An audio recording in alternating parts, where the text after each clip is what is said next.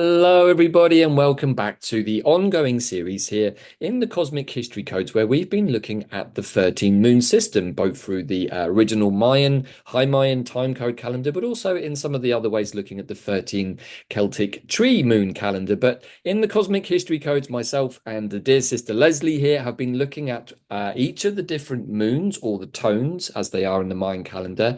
And Leslie has done an amazing job, very, very intuitively, as we were just talking about off camera, of lining up the moons with the stellar nation that needs really to be called in at this moment. We set out on this journey, and I'll get Leslie to share a bit more in a second, hopefully. We set out on this journey with some ideas in our mind, and we're now here at the ninth moon of intention. In the Mayan calendar, it's the Jaguar moon of intention. But here, I think we're going to have a different kind of energy being brought in because it's like in the moments that we've been doing these videos, it's been very clear each time that we've recorded that we were in need of certain energies. And very, very amazingly and intuitively, Leslie here called in exactly what we need. So, first of all, hello, dear sister. How are you? Very good. Thank you. Thank you. Yeah, it's been just amazing. I don't know if I called them in. They dropped in. They wanted to be here, responsive to really You like the listen. collective energy. You know what I mean? At the time. Absolutely, yeah. Well, most importantly, Leslie, is the fact that you listen to those intuitions. We've been talking about intuition a lot for the last few years. And, we've even said that really our intuition is a bit like our future self, giving us the hints and tips. Mhm. Go this way, it's better. Don't go that way, it's not so good. Mhm. But unfortunately, a lot of humans don't listen to their intuition for reasons that we've also discussed. But in order to flow into New Earth, intuition really is a major part of it because when you follow your future self's guidance, he's always going to do the best thing for you because it's in his interest as well. And so, whether it's following the intuitions with stellar nations or healing intuitions or anything really, if you can follow your intuition in all moments, I would say there's not much more than you can do than that. So, intuitively, Leslie, how would you like to preface this ninth Well, of intention? we'll get into the very specific slideshow, but it's interesting that you just started that way because I did choose, or what came in was the Pegasus, which is the messenger aspect of creation and of ourselves. And what is the message that we're carrying? Well, it's a message that we're receiving from the divine intelligence. So it's all about listening to the message accurately, and then really knowing how to discern how to uh, understand it. But what you're being asked to do by the divine intelligence is basically the message is like a living seed of light. You're being Right. asked to plant that into some setting or population because it's a piece of the divinity that wants to take off as a seed.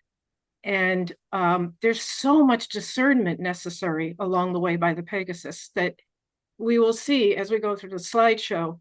And I think that that's really a very good mirror for that. We're saying how what comes in is mirroring what we need in the collective discernment. Okay. And I've just realized we're recording this on day 9 of the yellow human wave spell, the day before equinox. And of course, today is a solar Sunday. Yeah, So I of thought about course, that. they right. I And thought you know about what? that. You might, you listeners out there might think, oh, these guys must have planned all this. It's all staged. No, It's we all. didn't. We don't script anything ever, ever, ever, ever. We just we put the slideshows together, we rock up, and we just flow through things, and we do the dates completely intuitively, right? Uh, and We we just even do what day do you have free? What's the best one? right, but it's always so on point. And so here we are on the 19th of March in this ninth moon of the Jaguar, the day before equinox, a day of equilibrium in both the northern and southern hemispheres. But here in the north, it's now in the spring. And it feels to me like this is an important moment for a message to be delivered impartially, with no light in the ascendancy or dark in the ascendancy. Nobody can cry foul play. So, whatever is incoming on the equinox, I suggest that it's going to be something of a resetting. So, I think it's incredible that we are going to now look into the Pegasus beings. And I love my Pegasus. He's a very strong part of my codes, very strong on my ascendant. We're going to be looking now into those messengers basically of God, of all that is. So should we get into it, Leslie? Let's do that. All Okay. right. Hmm. All right. So I have to get my computer button to listen to me. Okay, just a minute. There we go. And let me hide the meeting controls so I can see the screen. All right, ready to Uh, go when you are. all right, let's do it. All right, so as we just said, we're in the ninth moon over here, and every moon, as we know, has a totem animal. The jaguar is the totem for the this ninth moon, which we'll talk about. What is the ninth moon? The jaguar, I think the important component here as we look at the Pegasus, the jaguar is linked to shamanism. It's the cat that sees in the dark, as a shaman does, and linked to transformation and to the ability to navigate between the worlds, which is what the Pegasus does. It's true, actually, Leslie. There's a very strong link and even fondness and friendship between these two nations. Certainly, my great feline DNA and my Pegasus DNA have worked a lot together using portals and coordination points for meditations into specific locations through Stargate, through conjunctions. Yeah, It's always Pegasus and the great felines that I work with. yeah, we're going to see that with the stars. So, as we know, just as a little bit of review, we know that we're following this developmental pathway of creation codes, the 13 tones, and we're in the ninth moon, as we said. And these 13 tones are a template for evolutionary advancement. And we're now at the ninth. We started with moon one, purpose, then we get into what's the challenge to our purpose. We get the polarity.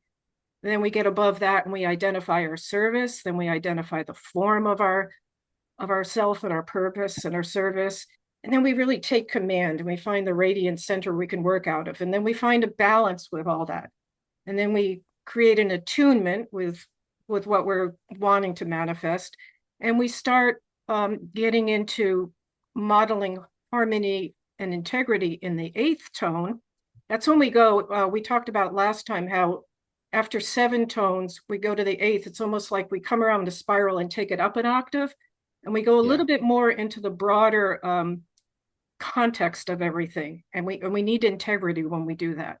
So we're pulling up. So here we are in the solar moon, the ninth, which lasts from March 7th to April 3rd. And every frequency or tone has a word associated with it. We just went through it. Or the tone, I'm going to say, is intention here. And if we go through the way they put out the Mayan code, the essence of everything about the solar is intention. It's got kind of a pulsing action. You're working on it. And what we're trying to do is bring our original purpose in the magnetic tone that we've been working on, bring it into a new level of sort of realization. And we're consolidating. What is it? What's our intention with where we are and where we want to go? And it's kind of signifying a point of maximum energy because it's near the peak of the 13-day wave spell, and we're solidifying our actions.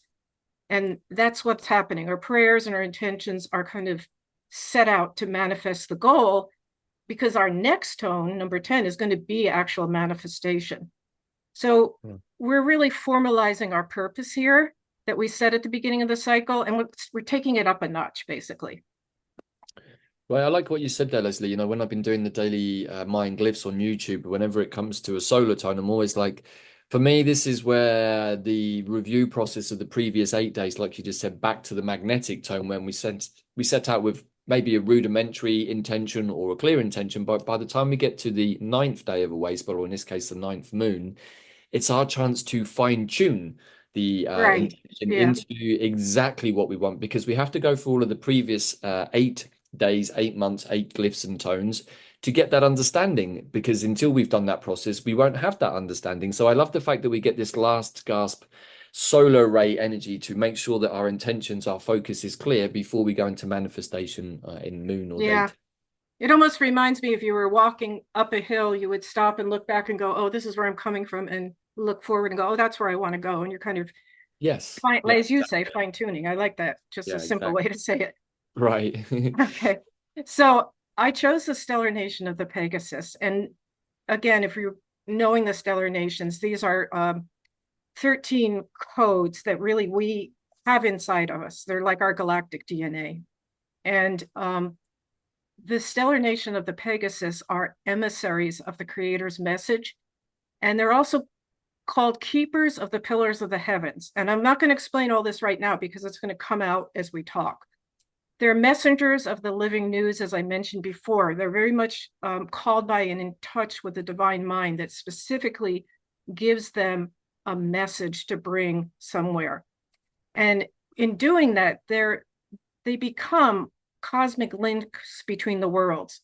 They smooth individual worlds into one galactic light body. In other words, they're bringing up the awareness inside individual pieces that, wait a minute, I'm part of something bigger. And then when that happens, the perceptual field opens up, and then our behavior and sense of self changes. So all this will be a little more clear as we go along. So I did want to really take a minute, though, to say, what is intention? Because this whole solar Jaguar moon invites us to examine intention. And I got some of these ideas from Stephanie South, who is the partner to Jose Arguelles and does the law of time information. But anyway, she says intention is the force that directs energy. And then intention is also the fuel that makes manifestation possible. And intention is the intelligence that guides how energy moves.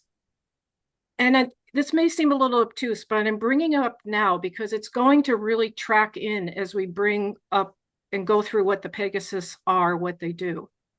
And the reason I linked this tome with the Pegasus is because they're tasked with carrying a message, or you could say a force, which directs energy. And they're a messenger for the divine intelligence. So if we're saying intention is the intelligence that guides how energy moves, well, they're messengers for this divine intelligence that guides how the intention or energy moves. So I'm actually saying, you know what? There's a link to when we make some kind of purpose in the first day, and we can do this in 13-day wave spells and 13-day moons or other cycles of development. There's a potential of, we can do randomly, oh, I want to buy a red car, on that level. But a lot of times, a lot of our inner being is wanting to manifest our own evolution, our own pathway towards our divine destiny, whether we know it or not. So I want to bring in the fact that, that's the link with the divine and the divine intelligence that we're really reading or not. It comes back to your intuition, really. We get it in different ways, but we get it in those subtle intuitive ways. And I think it's really beautiful that the Jaguar as a shaman watches over and protects the navigation between the message, the messenger, and the divine mind.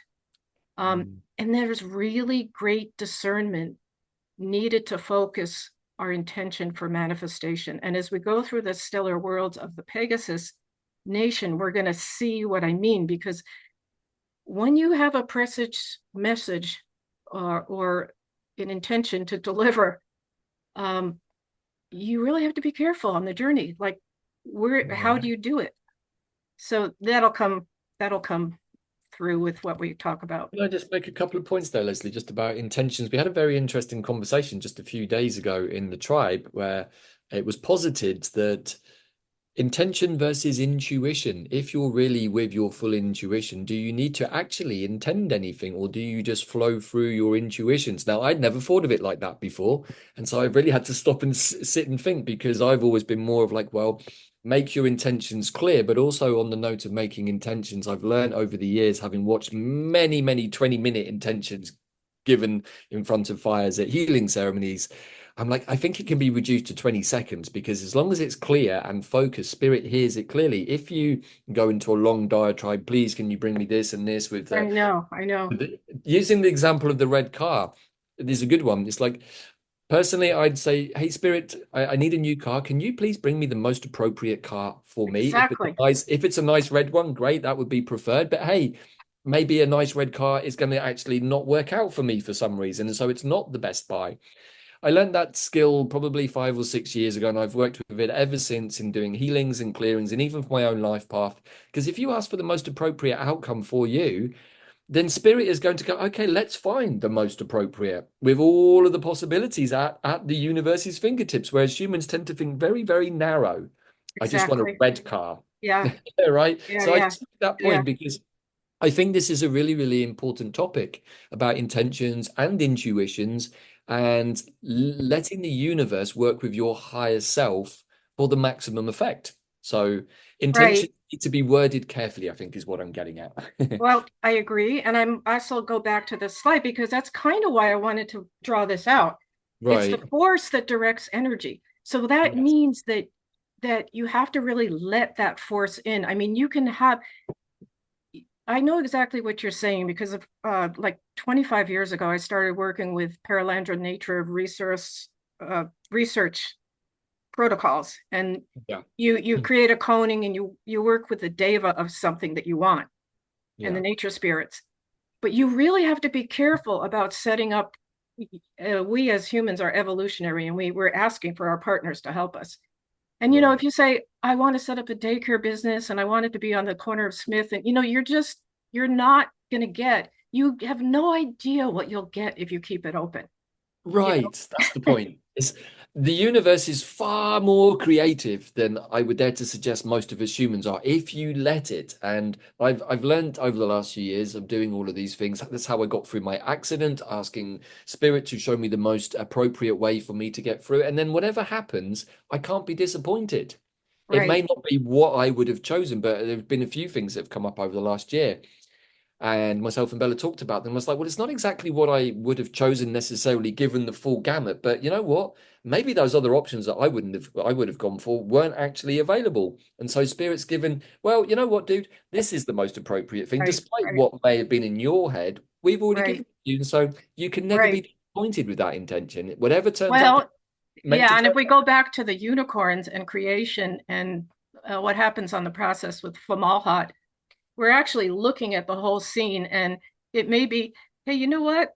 Okay, we can get over there, but we need to create 5 steps before so the realization is a complete growth. Yes, there's that too. Yeah. So there's so many things about this, but I do think drawing from the whole Paralandra work I did, we as humans are an evolutionary consciousness. We are responsible for setting up an intention or something that we want to move forward.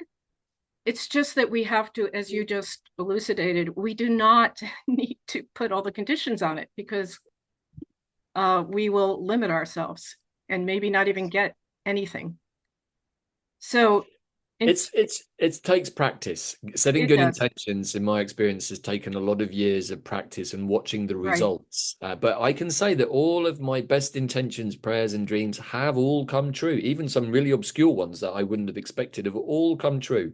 They didn't always happen in the time frame that I was asking for. Some Right. took 10 years longer than I really wanted, but they still came true and they were still amazing when they did. So I never give Right. up on intentions because Right. ultimately the universe wants to answer them for you. Right. And it's a process, and that's what It's a we're learning. We process. learn by the process. So what I want to do now is I really want to take us into sort of a cosmic level of understanding because we want to get closer to this divine mind and intuition. And so I want to remind us that when Bay and Aniko were asked to go to Antares and listen for the codes of each stellar nation, I mean, they had sometimes to even start to hear it, they had to wait for 12 hours. But each time, as the codes started coming in and then fleshing out into pictures, they had an impression. So when they first went to the Pegasus Nation, I want to read you their first impression. And let's just receive it. Let's practice receiving. So here, you know nothing, you're being sent up, you're tuning into this seventh dimensional information. You don't know what you're going to get, but this is the first impression they got for the Pegasus. And it's relevant as we go along. So just listen. We stepped into the mystery of birth when the Creator breathed life into the contours drawn by the ideal waves of the universe. And he created the universe and then the galaxy within that. Different stellar points awakened across the dark blue screen of the cosmic sky upon each breath of the source. And then further and further celestial bodies, planets, and stellar systems were born, waiting as celestial cradles for the sparks of life. And so another breath followed, out of which the invisible hand sprinkled 13 different life seeds into the fertile wombs of these stellar worlds, so that the 13-colored dream of creation might burst into life. That's how they entered the Pegasus. They saw that. And then they were taken on, I'm just going to kind of paraphrase the rest. They said, well, we already knew that the caretakers of the divine dream spark and guardians of creation are the members of the unicorn nation. They had been taken into that. And it's interesting because we set the unicorns up as representing the magnetic tone of purpose. That was a good match, almost Yeah. literally, really. That was a logical one. I think that's the Um, only one we agreed on as well. yeah, Initially, anyway. And then they went on to say, okay, so like the next time, when they went into the angels, they actually saw this as like, oh, wow, that was like, if the unicorns were the first cosmic day, the angels were a second cosmic day, and the heavenly throne of the source sent them on their way, the angels, with a code that they are to carry and transmit the creative ideas of source into the world.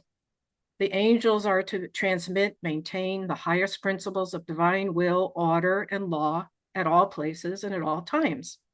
We correlated that with the electric tone of service. That seems to be fitting. Now, when we get to the Pegasus, they're saying it was almost like their impression was, well, it's like this stellar nation was called to life on the third cosmic day. And it because why they first saw all those different stellar cradles or wombs as separated, they're realizing, oh, the Pegasus exists because it's their messengers. They're going to be linking all these separate worlds, the worlds that think they're separate, but they're not, but they look like they're separate, right? They're all individual worlds. So it's their job to connect all the different worlds which had been separated from oneness to begin their individual lives.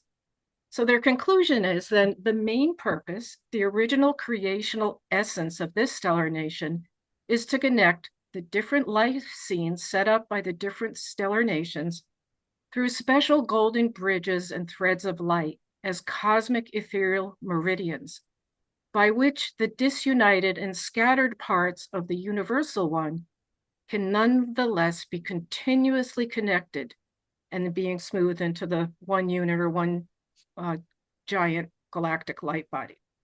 So I wanted to have that context because it becomes important in the sense that they go on to say, you know, we have the strength of the unicorn and the angels, but you know what? Without the Pegasus, they really couldn't do their function. They couldn't.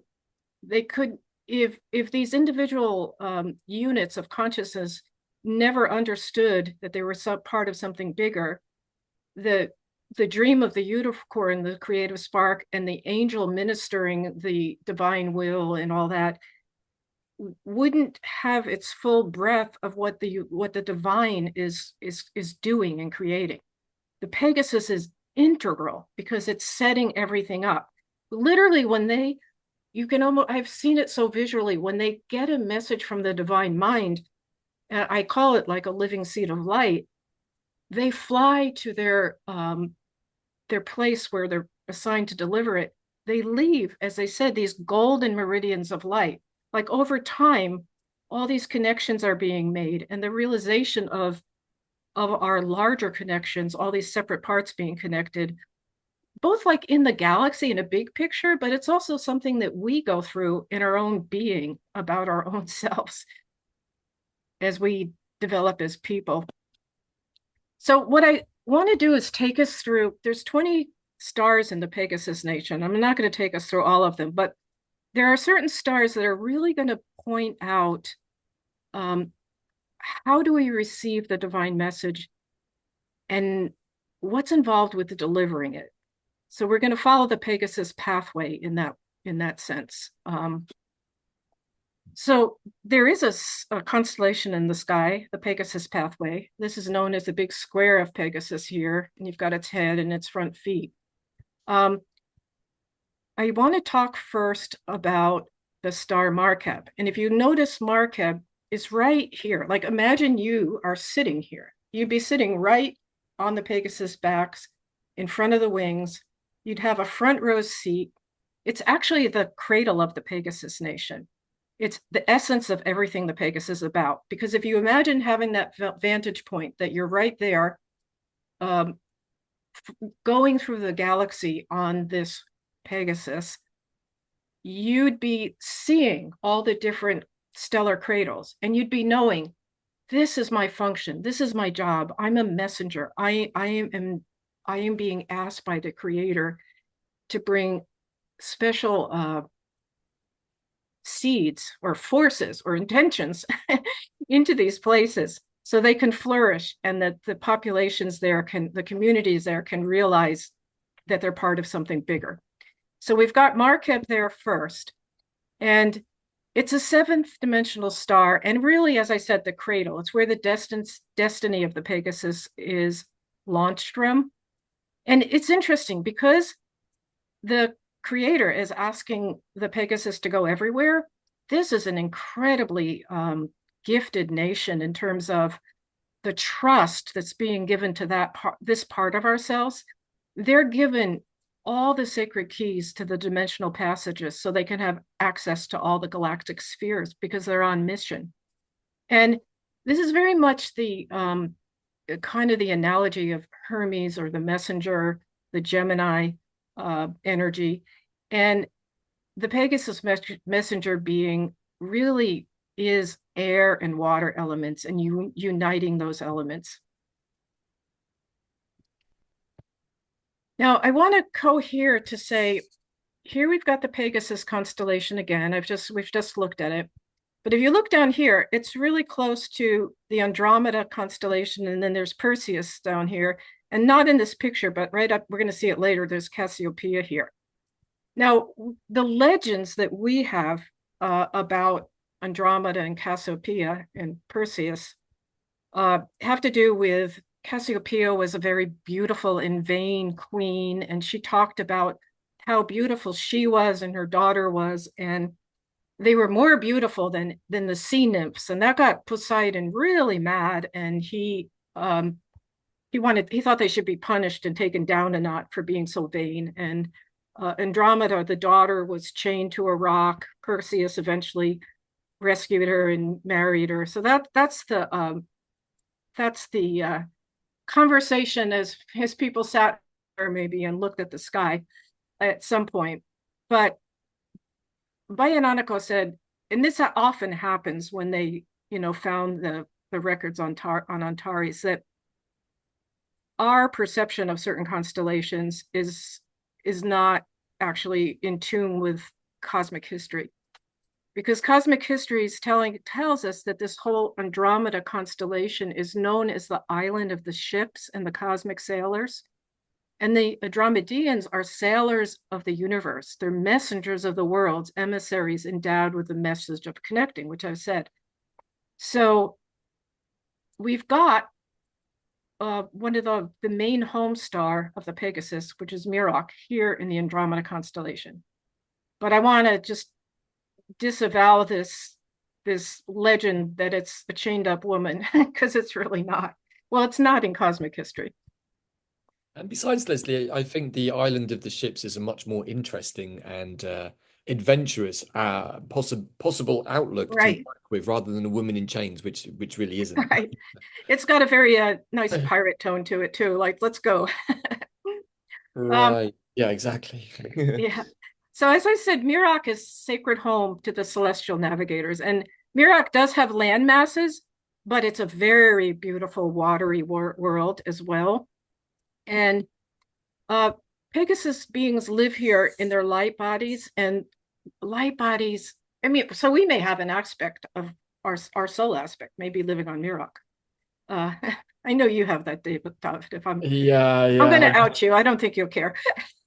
No, I absolutely the whole Mirac story since we dived into Stellar Nations has haunted me, hunted me, and eventually released me over That's three and a good. half Well, we won't years. get into that whole story, but it's a No, don't. beautiful, beautiful place that's It is. It is largely beautiful, aquamarine turquoise water. And the light beautiful. body of the Pegasus here, the light body of the Pegasus is so supple and plasticine. It's the water and air elements. Um, and this has to be because to enter the different worlds per their assignment, they have to be able to change their appearance and adapt to the given world. That's the only way they can be credible and be accepted in the different cultures and places they're sent to. So they can take on any form of appearance for the sake of completing their mission. And when they're uh, on the watery world of Mirok, their light body is really a beautifully bluish color with a turquoise luster. I mean, I met you in person. Your eyes are the color of Mirok's waters. You'll have to show your eyes sometime. I Uh, don't you don't see them on the camera as much. not so much. Um, I so yeah, go on. anyway, um, I was just this going to say this star is so beautiful as well because whenever I visited it when we were doing the Stellar Nations pathway, of course, it's also very much with the energy of the dolphins, and so oh yes, it's the kind of weird dolphins and that lives. Yeah, the dolphins yeah, and whales. It's one of the dolphin stars as well. right, In but fact, the message that what the dolphins are singing from Mirak is you are never alone, you're never alone, you're never alone. That love is always with you, that the creator is always with you. Um, it's kind of weird though to think of a horse world that's so watery, but it is. That's well, this is what happens when they're on Mirak. They can smooth into the. Oh, well, what happens is there's a landmass there, and we're going to see it in a minute, but you've got literally dwellings that are sometimes above on the hmm land, but submerged into the sea. They kind of live in both places, and they have the ability to do that. They're just so fluid in their light body, and so it's this beautiful bluish that like reflects the depth of the sea. And when they go into the ocean, their light body transforms the form of a mermaid being. I mean, they are able to just be fluid in water. But when they're in the air element, um, their light body turns into the light figure of a Pegasus. And I think I remember telling you, Leslie, when we did this first, but many years before all of this, I'd had a weird vision, I think in a journey space or something, where I was in like a pod, like a bit like a room, really, and it was all glass at the front, and I was looking out through it, aware that the room was mostly behind me, but out in front of me was underwater. And I was like, Yeah, where? At the time, I had no idea. I was just like, this is just a random destination I've ended up in again as a Skywalker. But then when we came to doing Mirak, I was like, oh my God, that must have been some part of Mirak that I was in you at that were moment. you were on Mirak. In I was fact, on Mirak, yeah. yeah, I put this slide up because Bayanonico said Yeah. that Gaudi was very Oh, definitely a very strong Pegasus being with strong memories because he did a lot of art and design in Barcelona. And yeah, actually, there are places on Earth where Pegasus beings tend to congregate, and especially like coastlines, Portugal, and right. they're all over now, but historically too, they've especially been around coastlines. But Barcelona, they said these kind of curvature buildings and all the colors, that is pure Mirok. That's what it looks Really? like. So you could Wow. imagine like something like this in your vision, it would be half underwater and half above water. And Right. it's the domain, right? Interestingly, I saw in the news last week that they've just finished the Gaudi inspired or even partially worked on Barcelona Cathedral. It's been being constructed, I think, for decades, but it was Oh, finally really? finished this week. Yeah, the funding was provided by, I think, a particular family, and the whole finally they did the final piece of work. And so, yeah, it's finished 25 years later or something. But Well, yeah, I'll have to look at it, but look at this. Every structure, isn't square. It's curved, it's fun, it's got color, it's got movement, and that's very much the essence of the Pegasus. Yeah, I somehow don't think that that Gaudi was either a Templar, a Geomancer, or coming out of the Melchizedek order with those Willy No, Wonka no, style curves. There's no. no sacred geometry going on there, but a lot of fun, I would suggest Yeah, instead. he was remote tapping into his Pegasus being. Right. Okay. Now, Mm. Pegasuses are also known as the harbingers of creation because they often, on special missions, plant giant crystal columns which hold coded information upon which future cultures can be built. So we've got like land masses and things in the earth or in other places that are letting out codes that are actually, frequencies that are guiding us. Mm.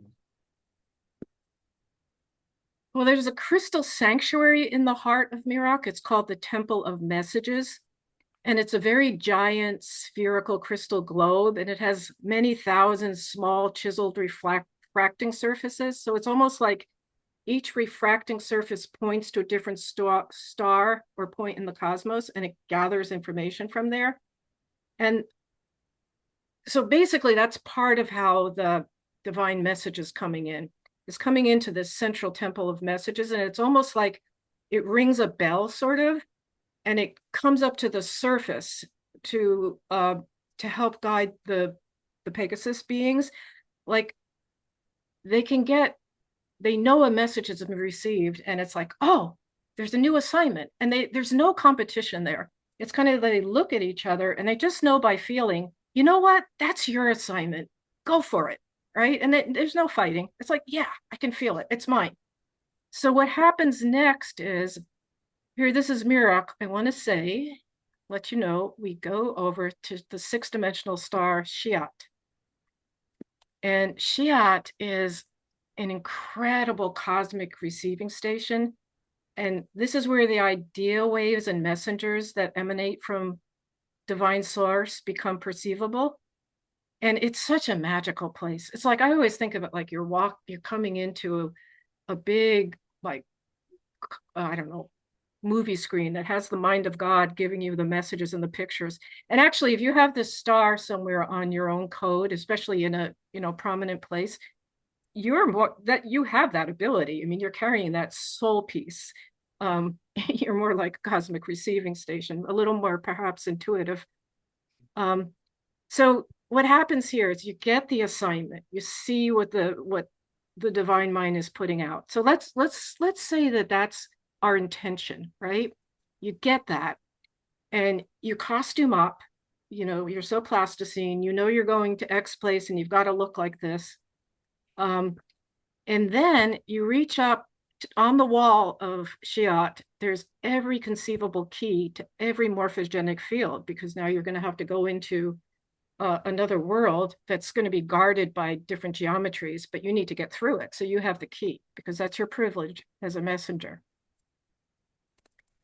So then, and this is where I want to say that our Pegasus soul aspect has to constantly attenuate to the message, to the intention, and discern the best way to move that energy. And now we're going to see more stars, and they're going to show us the different nuances of discerning the energy or the intention and how to move it, how to deliver it, or how to focus it, say, to get ready for manifestation.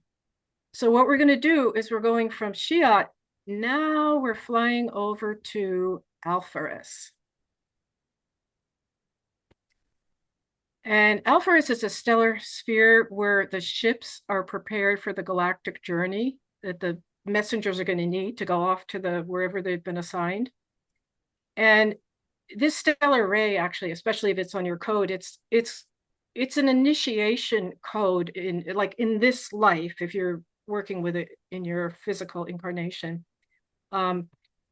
That soul aspect of you is helping you learn how to create the light body vehicle out of your own spiritual energies. And it actually means, like, if you have this on your code, but we can take this for all of us now. If we know how to create our personal light body, we really will have the ability to take an essential role in the creation of the planetary Merkaba field. Because Bay and Aniko really feel that at some point, it's literally like Earth herself, Gaia herself, will become a Merkaba and move in some Right. way. And that's what we're moving towards for the collective ascension and the dimensional shift of planet Earth, which may not even, we don't Yeah. know what that looks like. It's not like, I don't know that it has to change orbit, or it's just that we change our tone or frequency. All to be, we're all in the discovery process of that. Right. And that particular style, this one, Alpharat, Leslie, always makes me personally feel that the Pegasus stellar is somewhat akin to, in my case, it's my glyph, but the Skywalkers, because how the Pegasus travel and how the Skywalkers travel is pretty much the same way. It's through cosmic ships with fixed points of reference. So Right. I've often wondered, are really in essence Pegasus and Skywalker beings, and this may be true of other nations as we've seen with the Mayan calendar as well, are they somewhat synonymous? Hey, is this mountain from Iceland? I think I saw that. It looks Oh, very, I very don't know really. It's something I found. it's a famous mountain in Iceland that looks like that. It was used in Game of Thrones, I think, actually. But yeah, so I don't know whether that resonates, Leslie, about that particular thing. But I always think that when I go skywalking, I sort of get into a spaceship and I have a fixed destination and a point of reference that I use as my anchor coordinates point, either through a past incarnation or through some sort of anchor or a portal. And then I set off. I mean, I generally do it through meditation.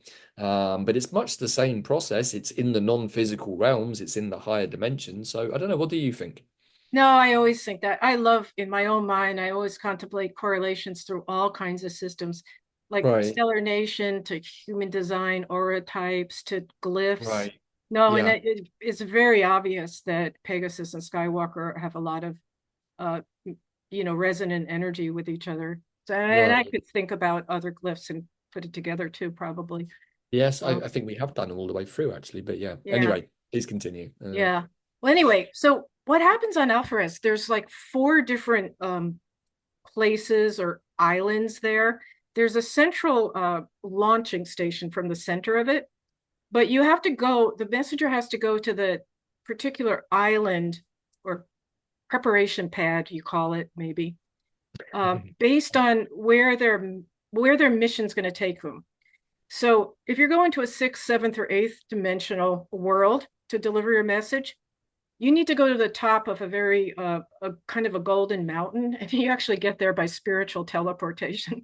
Um, and you create your own light body vehicle because you're going to these higher dimensions from your own spiritual energies.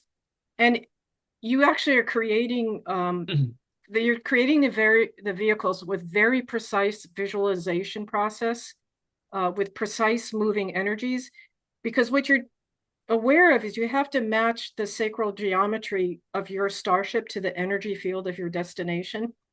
So you could be any kind of different geometric shape. And basically, you're creating an interdimensional vehicle, and it works as a perfect and living consciousness field inside the higher realms that you're going to.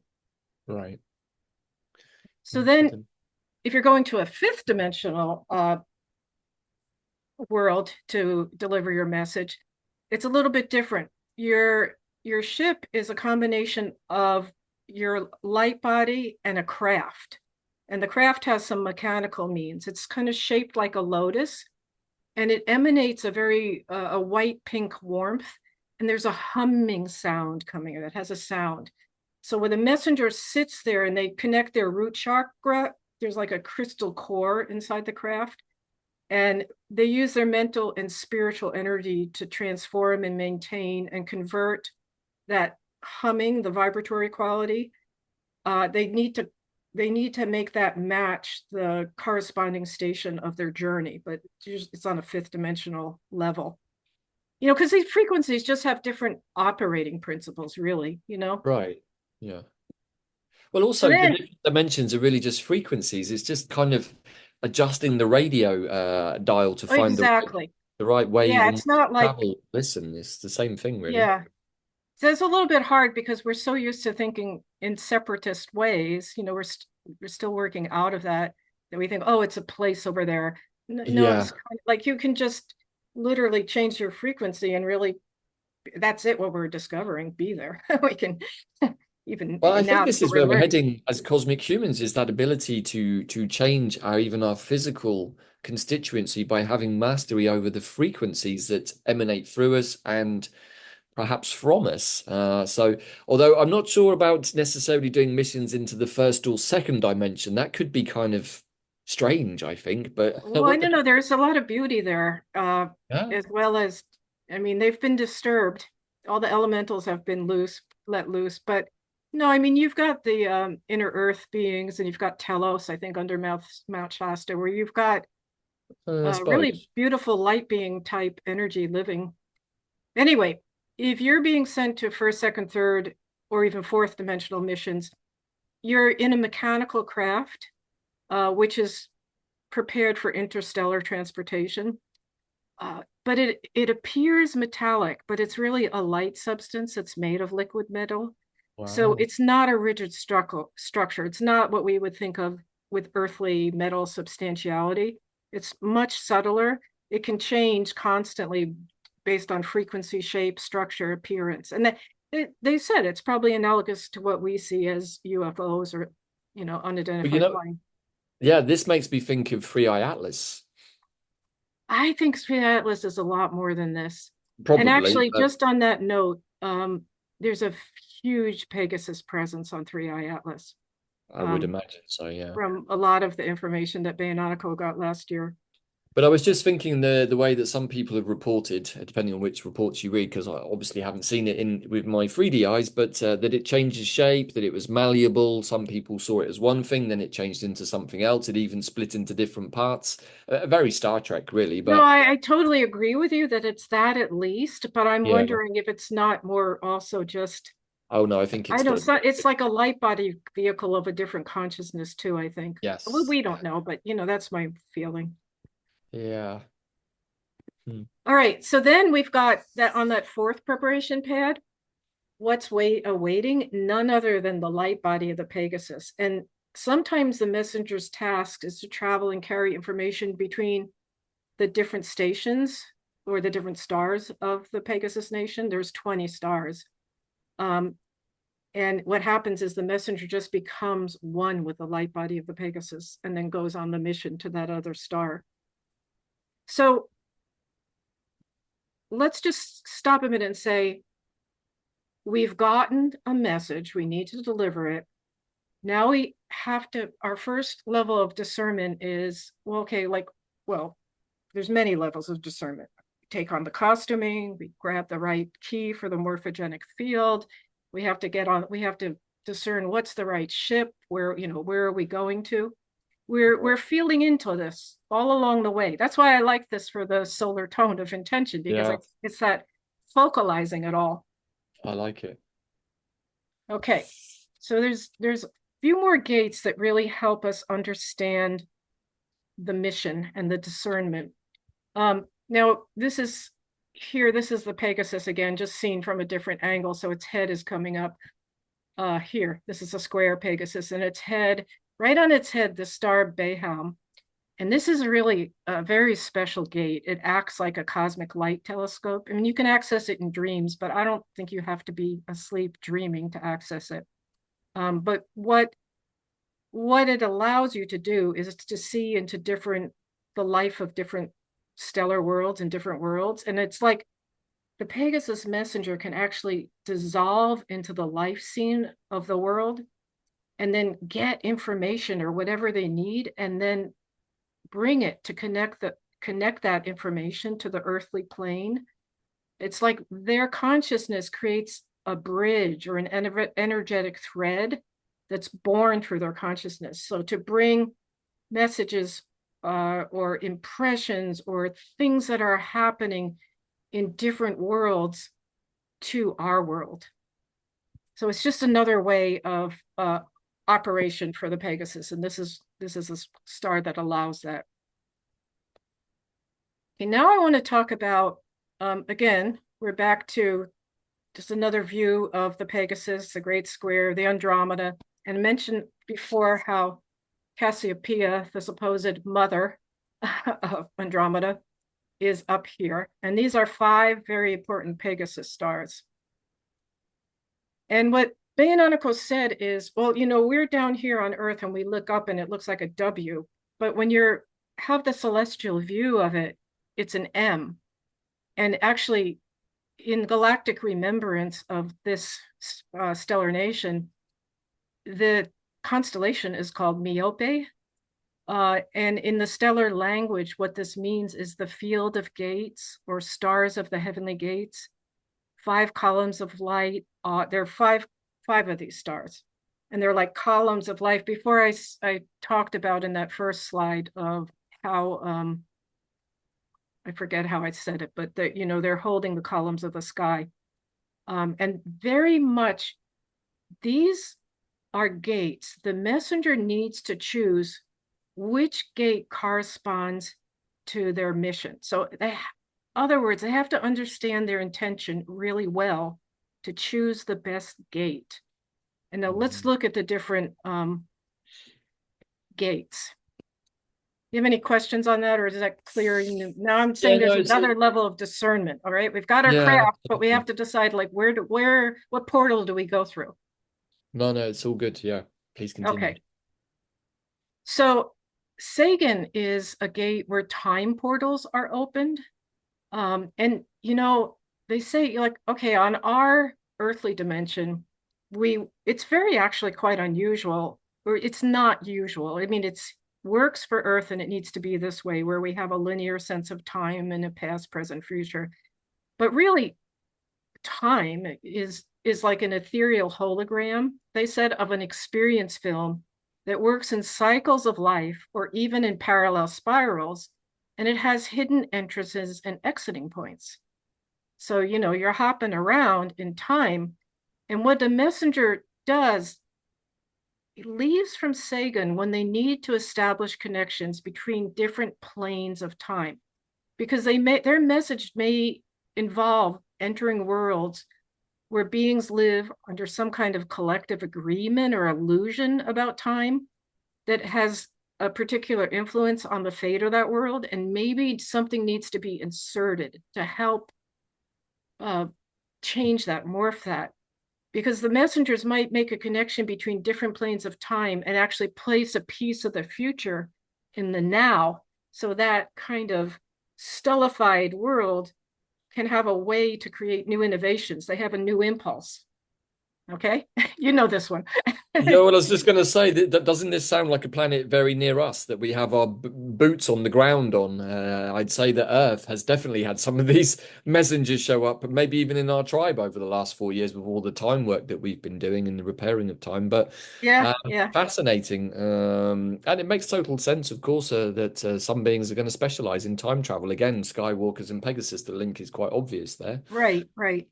No, no, some of us, we literally have, by virtue of the um I don't know if the history makes it sound like time, but by the experiences of our consciousness, what we've gone through, we've collected different experiences, and some of us like are a very strong Pegasus. We've identified with that. And all the creators said to the cosmic humans, you can take up any pathway you want to. You're taking it up on a spirit level, a soul level, and a physical level. And over, he goes, and you can take up multiple ones on a soul level.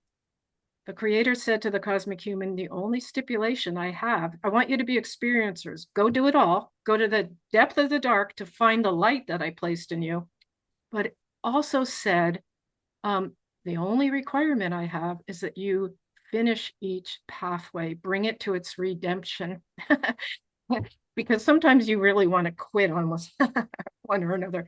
But Right. what to that point, what you're saying, yeah, it's literally like we have different galactic DNA. I walk into a UN and I see a short guy who's black, and I see an Irish woman who's got red hair. You're physically exhibiting things, but we literally have different galactic DNA. We have lineages, right? So Sure. yeah, there's going to be, I think, probably in some of the work that the tribe has done is, yeah, there's a big Pegasus influence. Certainly you have one. Yeah, and it's really interesting. I mean, this is a nice way to reflect. And actually, just at this moment, I'm just going to take 2 minutes just to share.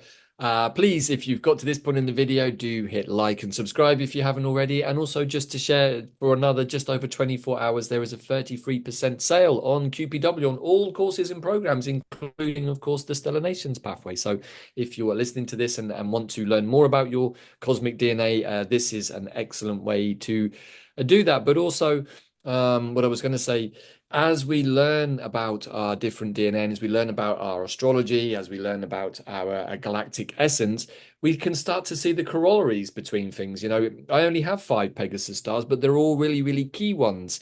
And I sort of worked out, I was like, well, I feel like a Pegasus way deep inside of me. There is a Pegasus being.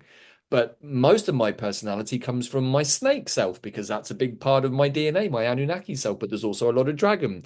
But deep, deep inside, it still feels like Pegasus. And I think that's because my galactic glyph is of the Skywalker. So maybe I didn't need all the other stars because I'd already got them somehow with the Skywalker. So I just shared that a little bit, but also just to share, as Leslie and Bella were talking about this earlier, Bella is also offering 13 sign sidereal astrology, factoring in your Mayan glyph essence, and also factoring in the fixed stars through the stellar nations that are aligned to the planets, the key planets. So I'm not looking so much at cusp, but looking at the, as you call it, I think it's a really nice thing that you say, Leslie, the medicine wheel of your 4 crosses or the 4 points of the compass, your ascendant, descendant, IC, and MC, I think also give a lot of clues. So many of us in the tribe have been doing a review over the last week with the incoming equinox and a possible resetting, just to make sure that we've leveled up all of the bits of our DNA that maybe we're still getting triggered on. If you are getting triggered on anything, it's a good time to have a look at where and why. So just offering that. If you're interested, please do reach out to us. And yeah, sorry, Leslie, that's commercial No, time no, up. it's good. It's all relevant right Yeah, here. well, you guys were talking about it before, right? And I think that we're at a moment where we're also looking more detailed now that we've got the software with the 13 signs today. We can actually map out more accurately where our souls parts, bits, if you want to call them that, are in the sky because we feel like we're all here. But the truth is, actually, Right. we're not really here at all. We're all up there. And if we can work out where up there we are and how it all fits together, then we get the holistic picture of who we truly are at the galactic level, which I think is kind of important if we want to be multidimensional cosmic humans, that we sort of have an idea Right. of the terrain that we're going to find ourselves in, right? Yeah, we're really growing into that. So really to just uh Yeah. to elucidate a little what you're saying, when you get your Antares code from Hungary, it's based on tropical, which we know is a distortion now. But Yes, we do. actually, I mean, I've read hundreds of them, and there's such an efficacy to it because it's you came into a distorted world with distorted patterns, and you came to work them out in this third Yes, dimension. So absolutely. I think actually up until like a few years ago, I mean, you just really need, even everybody I talk to, you need to kind of really have a clarity on what your distortions are. But it's beautiful now that it's moving. It doesn't change any of the fixed stars on the No, planets. What it changes is your ascendant, descendant, IC, MC, and the houses. Now, it's interesting because I read the Antares code and I really do look at the IC. I look at the ascendant and descendant as like our line of consciousness, our perceptual filter. And I do think horizontal those four plane, maybe. points, yeah. Yeah. And I do think of those 4 points as a medicine wheel. And it Yeah. works as an It does. analogy. And people are always are getting like, oh my God, because they see their larger karmic patterns and they understand, wait a minute, I have so much trouble with my brother and I think I'm such a failure. But you know what? I actually designed this. We're provoking it. It's part of a bigger story and it kind of dissipates when you start understanding that. So I think it's good to understand the distortion because we came in with it and Yes. we've lived in it. But as we're working out of a distortion, we're trying to create the fifth dimensional. It's beautiful. Like I have a hunger to see it with, just without.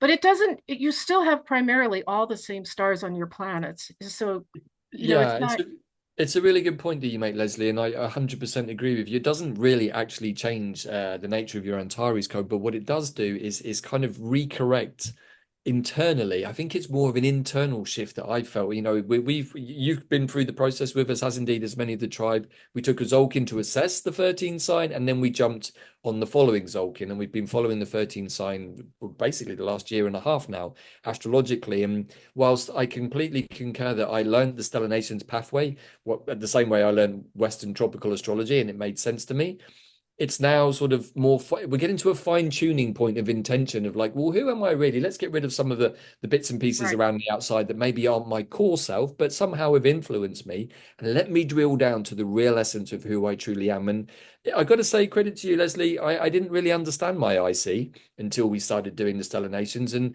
the way you called it in as the roots. I mean, my IC, as you know, in Antares code, a bit like yours, is chock a block. I mean, it's just rammed full of stars, almost too many really.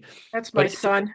yeah, right, exactly. So it tells me at a soul level, at least, because Davyd didn't necessarily experience all of this consciously, but my soul did, that my soul has been on a huge journey through the universe because there are like 25 stars in the roots of who I am, all of them quite profound. And I had never read my astrology that way. And certainly reading the Stellar Nations I see that way has made so much sense to me, as you'll know better than most people, because I've explored them so deeply.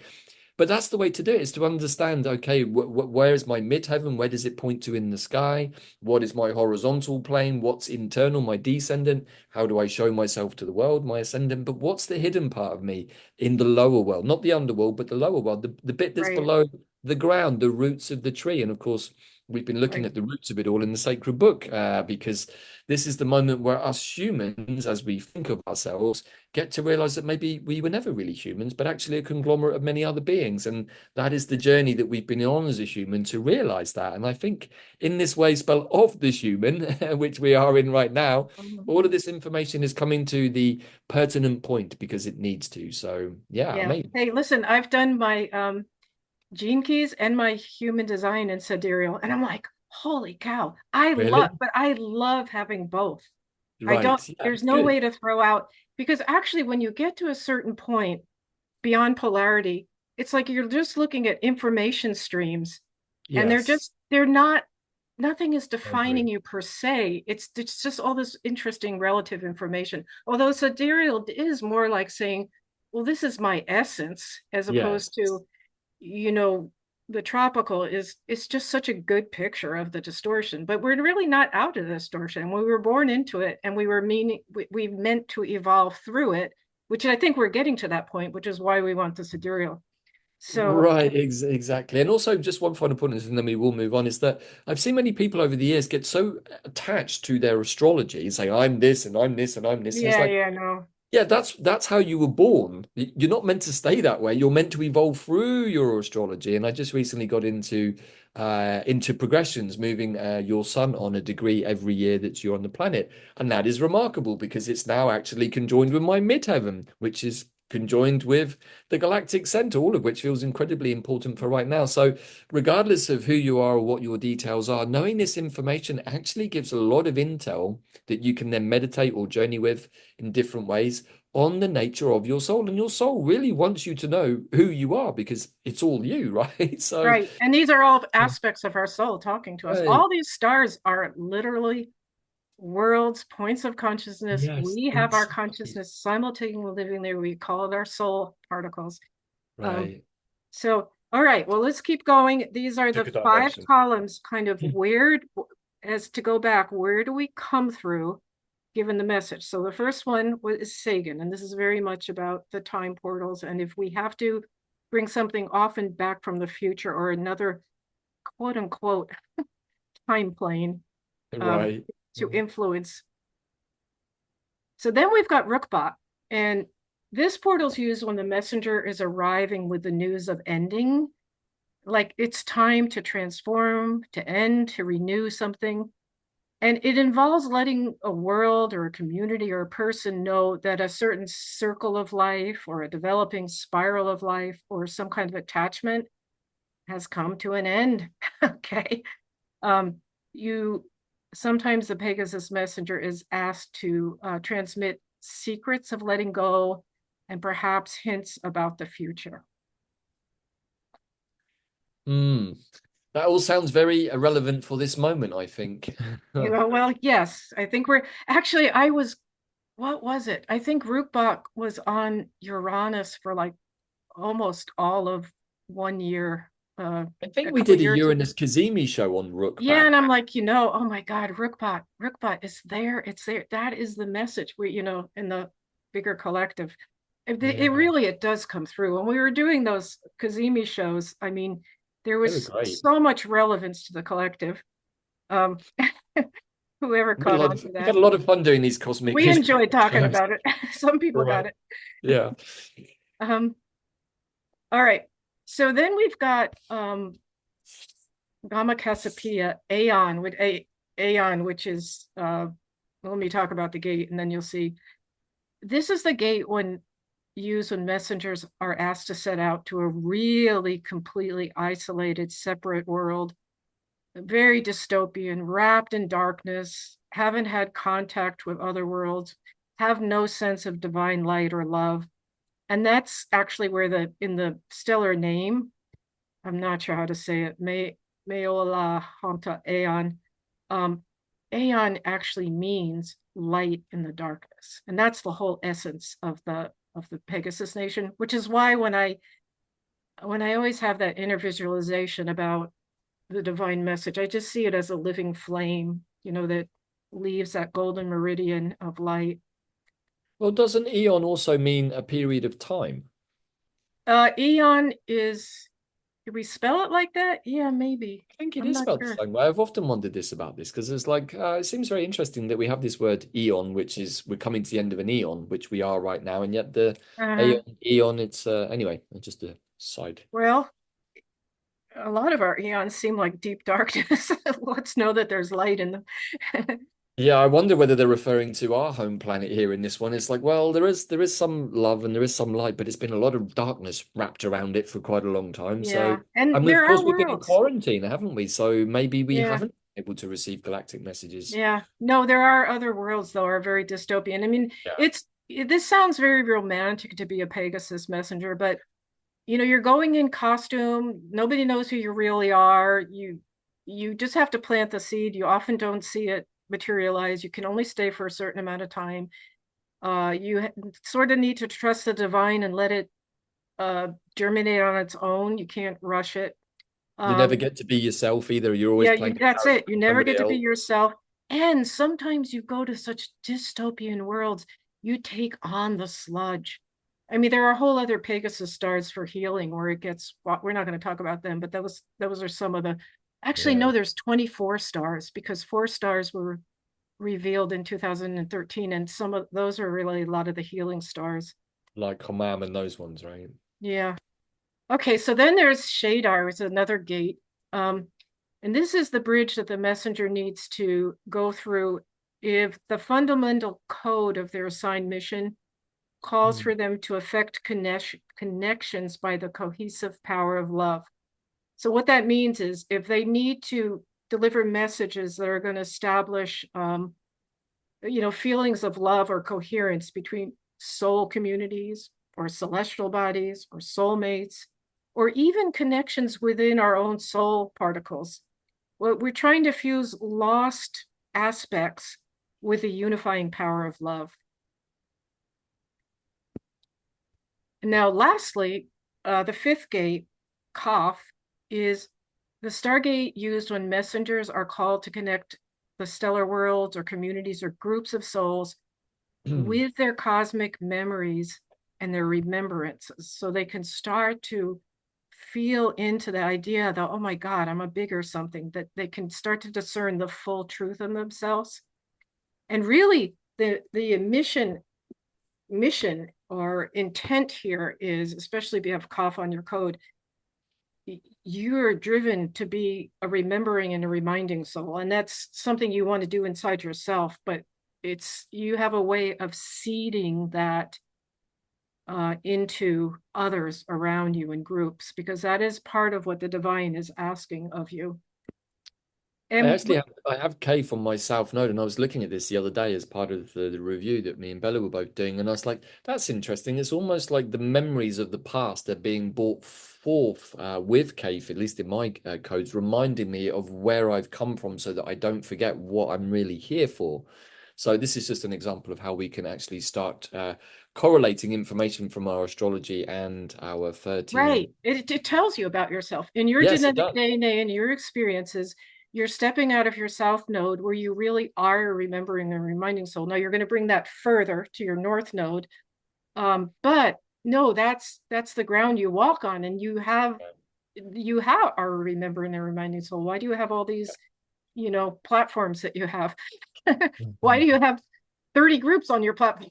It's Right? probably because I've just got a really terrible memory and I just kept Because forgetting your who I eyes was see it. across all of the eons. It's like, who am I again? What am I doing here? And it's interesting My, because Kaf is also the dolphins who are yes. Yeah. healers and messengers of love, of the frequency of love, come through Mm. Kaf, and it's a beautiful star because they carry the seven.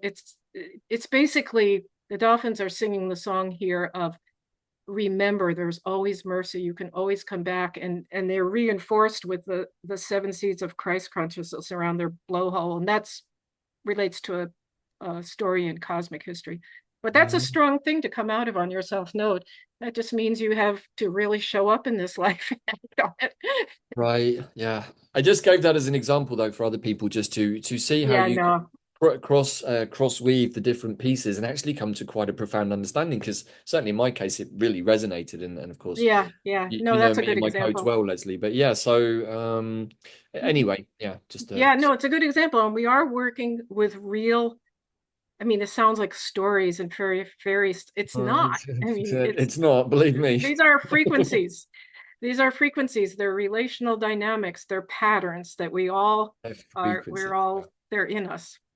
Yeah. Um, so I want to bring out with Koff that in 2007, as a collective, we stepped into the expanded collective process of remembering. I Right. mean, that's when Bay and Aniko, after they had discerned the information from 2005 and 6, they anchored it all. And then they were asked to do a process at the end of 2007. They had to get 3,333 people on board. They never had been asked to do that kind of thing before, but they had to have people attenuate over a period of time at the end, December 29th, 2007, attenuate to receiving from the Holy Spirit, um, basically receiving the Holy Spirit and letting go of their saying, I want to let go of my patterns. Like I will accept sort of an upliftment or a redemption. And with that, enough people were formed that it created the anchoring of the stellar nations. It anchored in the ability for the divine plan of the years to come into effect, which was happened between 2008 and 2021, where one stellar nation at a time came forward in our collective consciousness and brought further stories of our galactic experiences, especially the depth of the lapses, because we were all free will creatures exploring. And it's like now time to bring it all to completion. And that's Right. what this time has been. I mean, 2021 was actually a potential ascension gate as far as the universal dynamics, but it just, we weren't ready on Earth and there was a lot of subterfuge. Um, Yeah. Yeah. but we have had, we still have the 2021 finished the 13 stellar nations. 2021 was the year of the Holy Spirit. And then we had in 2022, the year of the unicorns, that whole idea of creation again, that we could be creators. But now it was happening within the context of us realizing, wait a minute, we create within a quantum field. It was a whole different thing.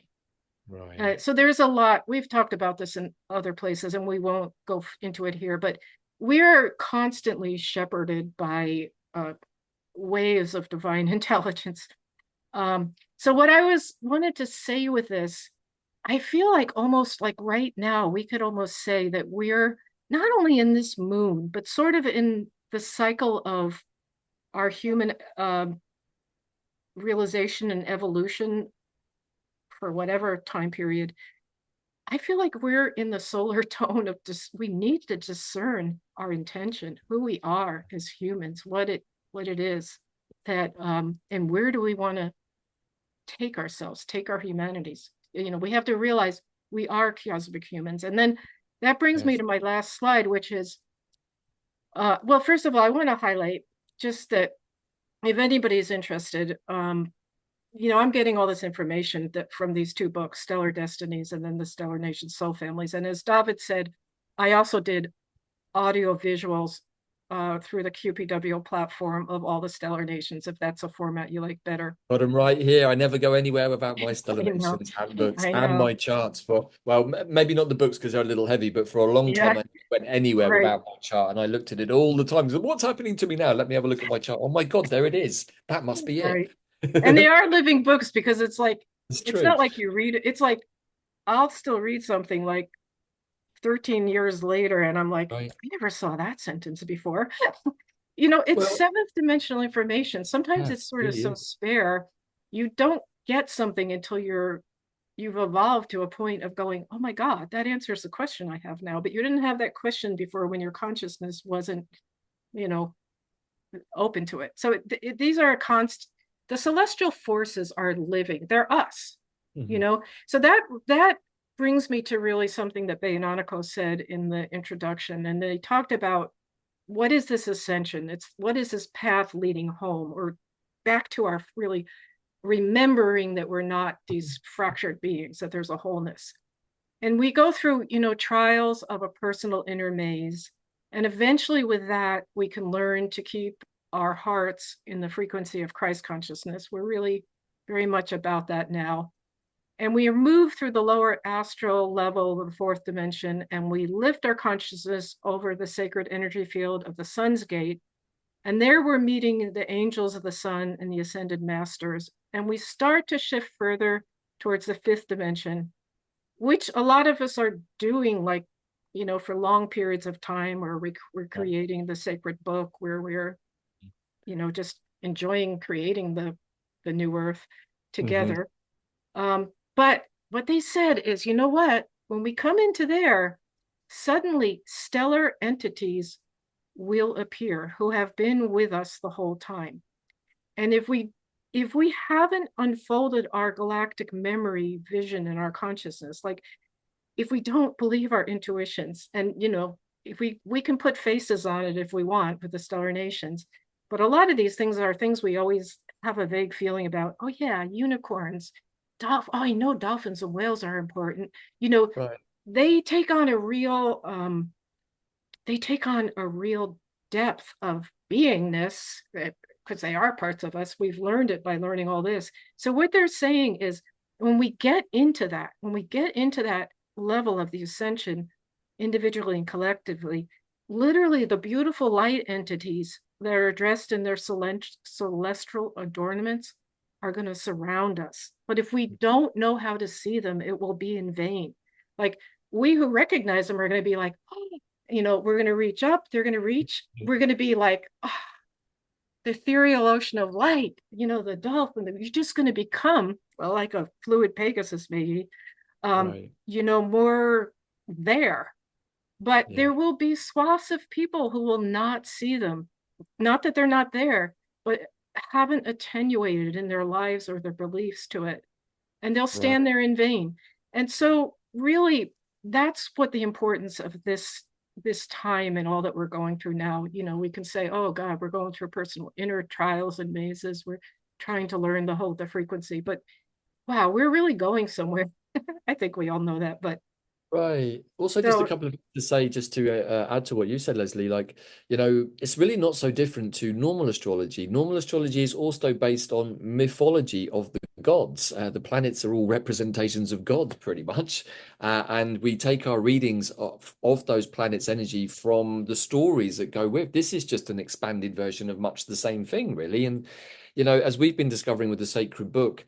our imagination is everything. We are part of God's imagination. So that should tell you how Exactly. important imagination really is, because it's the creative tool. And I have to say, and I've said it many times before, but the Stellar Nations pathway absolutely fundamentally changed my life, changed who I am, and changed my perception of who my soul was and what I was doing here. Hmm. When you learn to work with Stellar Nations and in the way that certainly our tribe has done, cross-threading it with the mind, then adding plants like dandelion in it who can help us repair Hmm. our etheric stellar DNA, it's a whole different world once you enter, as we've all discovered, those of us that have done that. And I'm actually often surprised that not more people feel called to discover this. But I think it's maybe just the mark of the time that we're in. But I've said it before and I said it again, if you are intrigued or interested in any of the material that myself and the sister Leslie here like to talk about on the Cosmic History Codes, please do get these amazing books from Leslie in the Americas, or from the ladies in Hungary.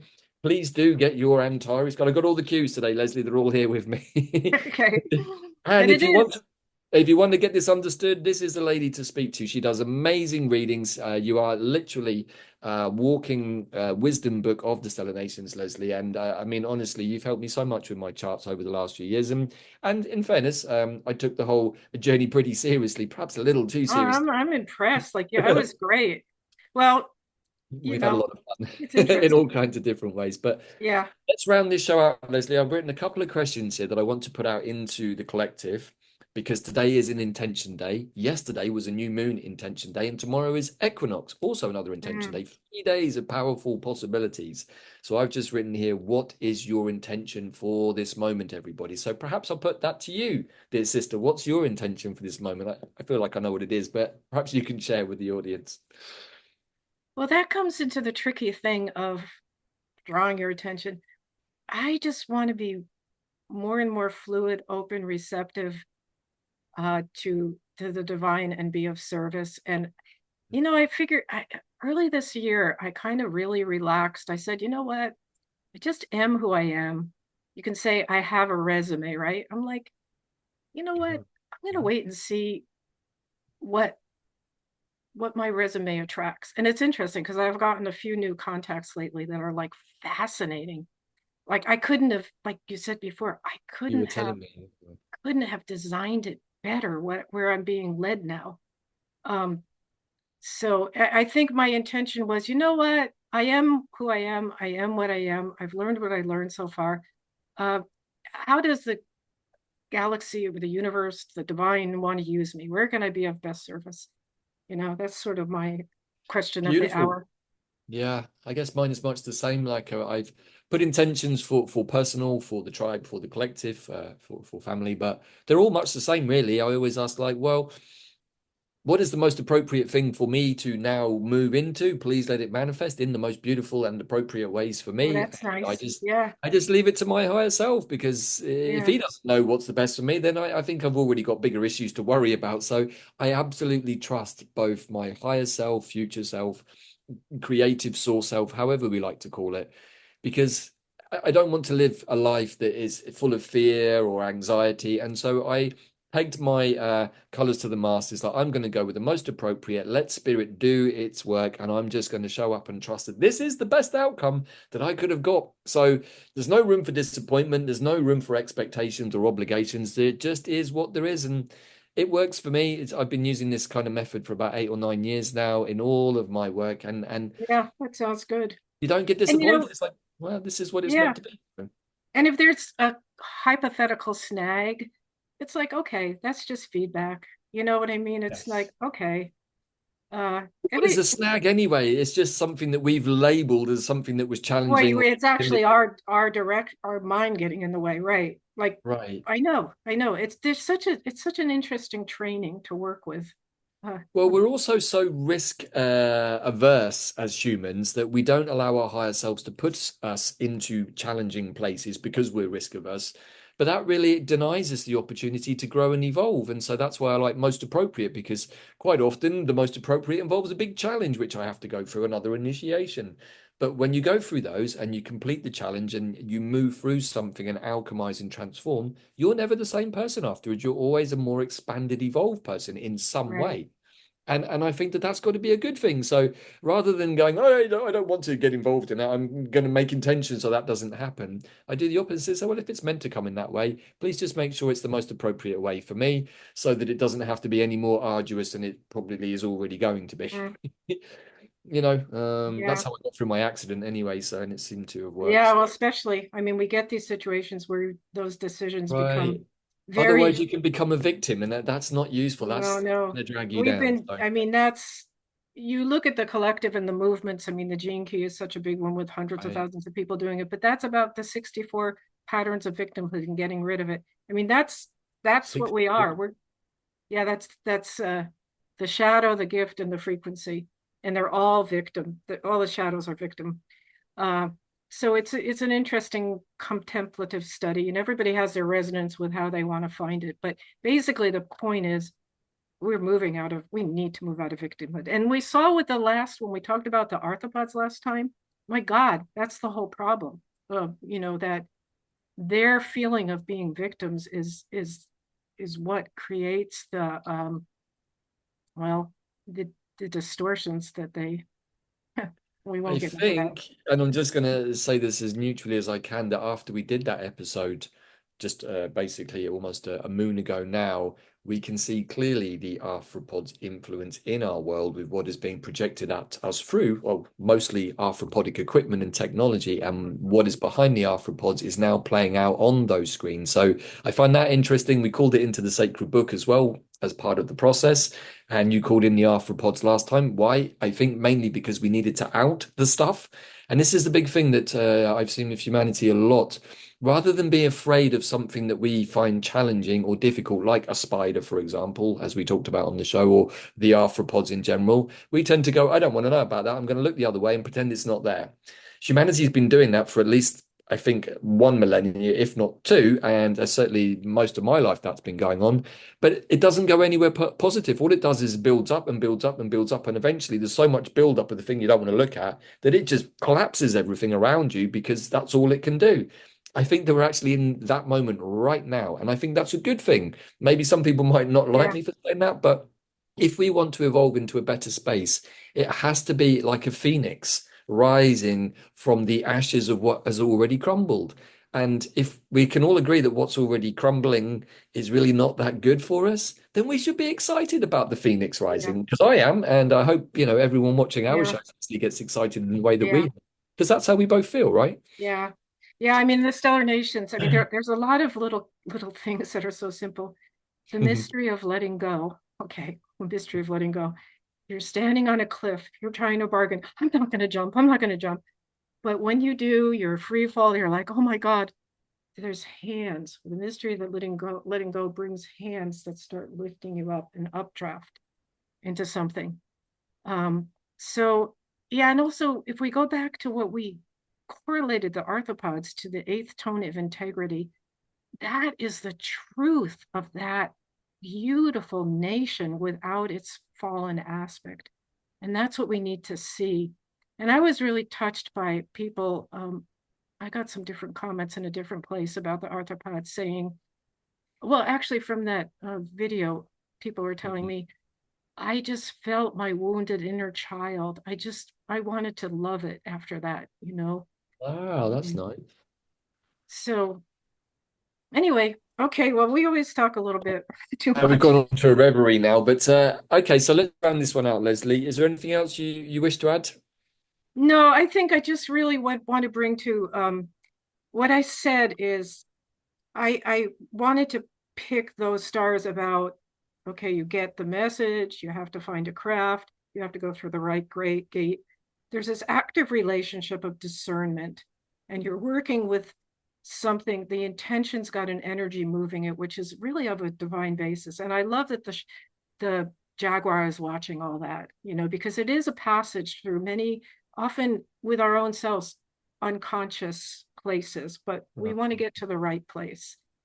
So I think our attention, like you said, can be aimed into that more quote unquote general, okay, just let's do what the best is and really harbor that, but have faith in that energy too, that's coming from a bigger. So I think Beautiful. I just found so much relevance in the Pegasus for this solar tone. And I'm always surprised. I mean, I learn as I think about it.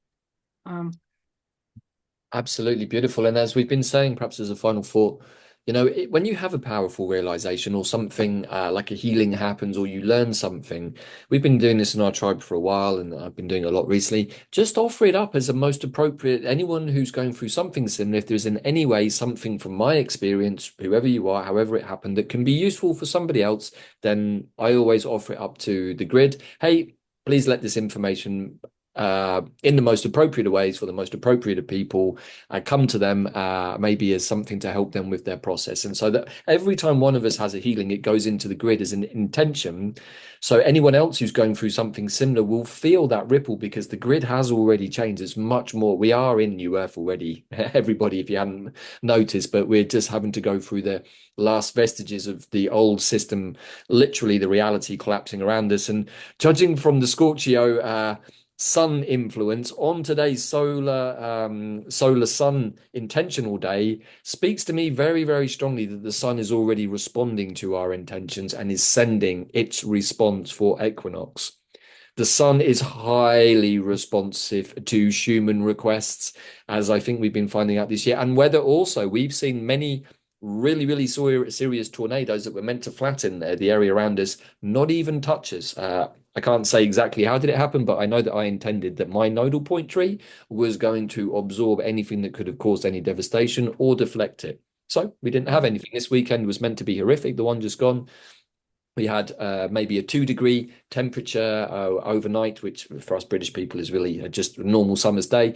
And that was it. But meanwhile, some other places that perhaps didn't do that further upstate, they did get hit. And we saw this a lot, Leslie, earlier last year when we had all of these weather patterns that were coming in from, do you remember they were coming in from off the coast, off the East Coast? And miraculously, they all got diverted back out to sea.